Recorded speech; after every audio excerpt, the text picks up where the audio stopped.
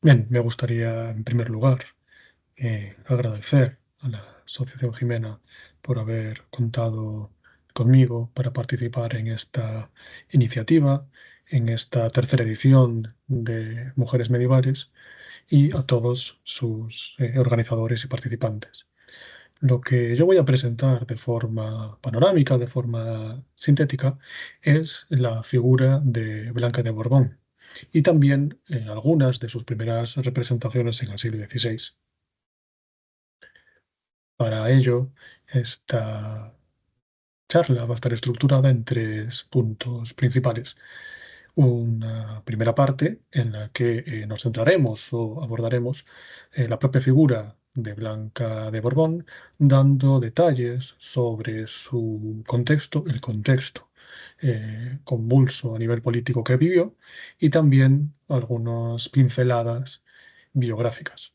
En segundo lugar, presentaremos o mencionaremos algunas de las fuentes medievales, propiamente medievales, para estudiar a esta figura, como puede ser el caso, como veremos más adelante, de las crónicas. Y por último, para finalizar, nos centraremos en la representación o la imagen, en la idea que despertaba o tenía esta reina en la segunda mitad del siglo XVI, más concretamente en una de las historias de España que los especialistas consideran más importantes de ese tiempo. Bien, Blanca de Borbón es de origen francés y es la hija de Pedro, el duque de Borbón, y de Isabel de Valois, los cuales podéis ver a mano izquierda y a mano derecha. Formó parte, Blanca de Borbón, del enlace matrimonial con el rey Pedro I de Castilla. El objetivo de este enlace matrimonial entre Blanca y Pedro I era fortalecer las relaciones entre la Castilla y la Francia del siglo XIV. Un contexto, como veremos en las próximas diapositivas, un contexto a nivel político y social muy convulso y marcado por las desavenencias y las revueltas, tanto nobiliarias como entre distintos grupos sociales. Blanca de Borbón tuvo este enlace matrimonial, tuvo su boda con Pedro I en Valladolid, en la iglesia de Santa María la Mayor, cuyo interior podéis ver en pantalla a mano izquierda, concretamente el 3 de junio de 1353. Los padrinos fueron, por un lado, Juan Alfonso de Alburquerque y Leonor de Aragón. Relatan las crónicas que 2 días después de esta boda, Pedro I la abandonaría para reunirse con su amada María de Padilla en la Puebla de Montalbán. Esto provoca una tensión con María de Portugal, la propia reina madre de Pedro I, quien, ante esta situación, decide llevar a Blanca de Borbón a Tordesillas y luego a Medina del Campo. Es decir, es una reina que va siendo desplazada entre distintas ciudades clave del reino castellano. Pedro I, ante esta situación y también la deriva de su gobierno en el enfrentamiento contra su hermano Enrique II, va a ordenar confinar a Blanca primero en Arévalo y después en Toledo. Aquí en pantalla, mano derecha, podéis ver una representación de la propia figura de la reina Blanca en la parte superior derecha, al lado de María de Padilla, por quien dicen las crónicas que Pedro I la había abandonado 2 días después de su boda en Valladolid. Bien, Blanca de Borbón, poco a poco, se fue convirtiendo en un símbolo y en un argumento para distintos grupos de habitantes de las ciudades castellanas y también para un importante sector nobiliario, y fue esgrimido como uno de los argumentos para rebelarse contra Pedro I. Poco a poco, la situación derivó en un asesinato ordenado por Pedro I, Blanca de Borbón, en 1361, cuando éste tenía 25 años de edad. Hay distintas fuentes que indican, por ejemplo, que fue envenenada. Los restos de Blanca de Borbón fueron trasladados a la iglesia de San Francisco en Jerez de la Frontera, y su sepulcro podéis ver a mano izquierda, en esta piedra que está enmarcada con unos soportes metálicos, cómo recoge la, digamos, toda la información relativa a ese asesinato o el enterramiento que tuvo Blanca de Borbón. Como ya he dicho, algunas de las fuentes medievales que los historiadores pueden emplear para estudiar o analizar la figura de Blanca de Borbón pueden ser tanto documentación, como por ejemplo las cartas, y también las crónicas, como es el caso de la llamada Crónica de los Reyes de Castilla de Pedro López de Ayala, donde narra, digamos, a grandes rasgos, los principales acontecimientos políticos y militares del reinado de Pedro I, Enrique II, Juan I y Enrique III.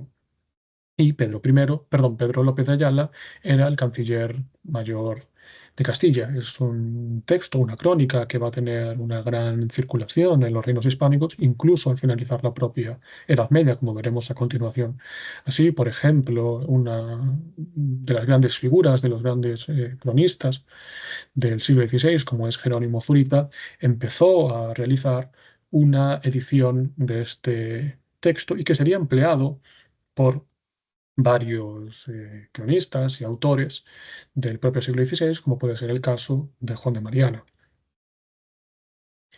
Ya abandonando la propia figura medieval de Blanca de Borbón, ahora nos vamos a centrar en la representación o la idea que ha circulado sobre esta reina más allá de su propio tiempo, más allá del periodo medieval.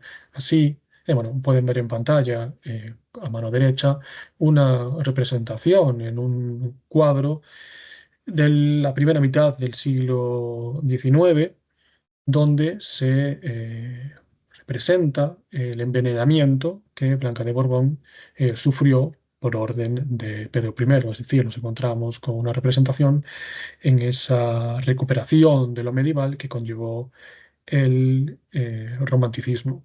No obstante, nosotros nos vamos a centrar en el siglo XVI, es decir, en esas primeras representaciones de lo medieval que se dieron en la España en el siglo XVI, y si acudimos al género de las historias de España, podemos observar o identificar que Blanca de Borbón fue narrada o escrita como un modelo femenino ideal, tanto por su moral como por las grandes y distintas virtudes que tuvo esta reina medieval. Así, por ejemplo, si nos acercamos a la Historia General de España de Juan de Mariana, publicada primero en latín en 1592 y luego traducida por el mismo autor al castellano en 1601, el texto que pueden ver a mano izquierda, nos encontramos con estas ideas que refuerzan esta noción o esta imagen de Blanca de Borbón como un ejemplo femenino ideal que tenía en el siglo XVI. Así, sobre ella escribe Juan de Mariana las siguientes palabras: agraciada, honestísima, inocentísima, prudente, santa, de loables costumbres y de la real sangre, de la poderosa casa de Francia. En la reina Doña Blanca nunca se vio cosa porque mereciese ser sino muy estimada y querida. En el volumen 2, de las páginas 96 a la 97 de su Historia General de España, la cual es un texto de unas 2000 páginas aproximadamente, que ya digo, narra de forma panorámica la historia de la península ibérica desde la llegada bíblica de Túbal hasta la muerte de Fernando el Católico en 1516. Unas páginas antes Juan de Mariana indica que ¿qué mujer hay en el reino más noble ni más santa que la reina? ¿Cuán sin vanidades ni excesos en el trato de su persona? ¿Qué costumbres? ¿Cuán suave y agradable condición la suya?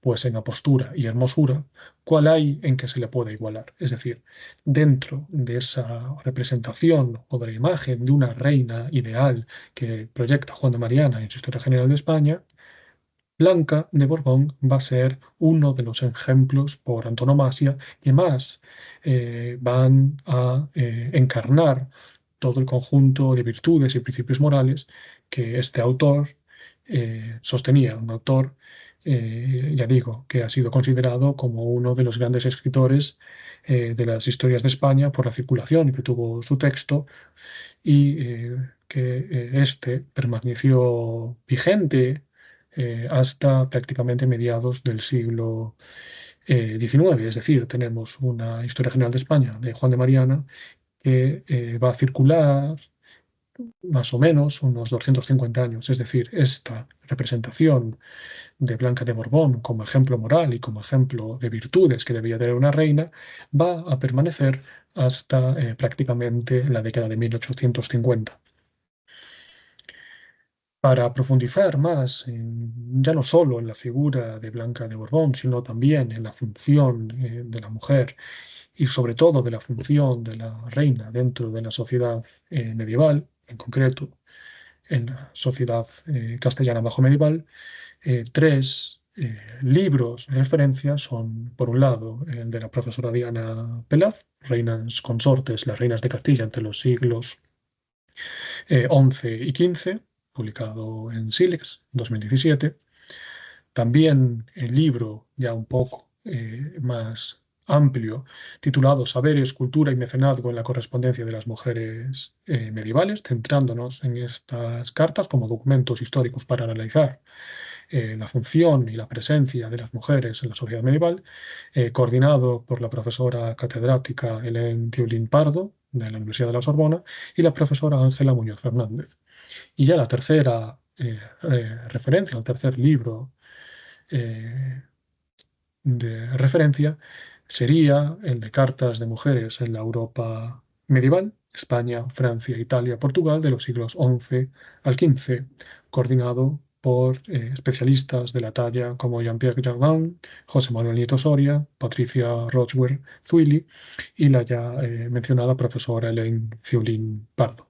Nada más. Muchas gracias.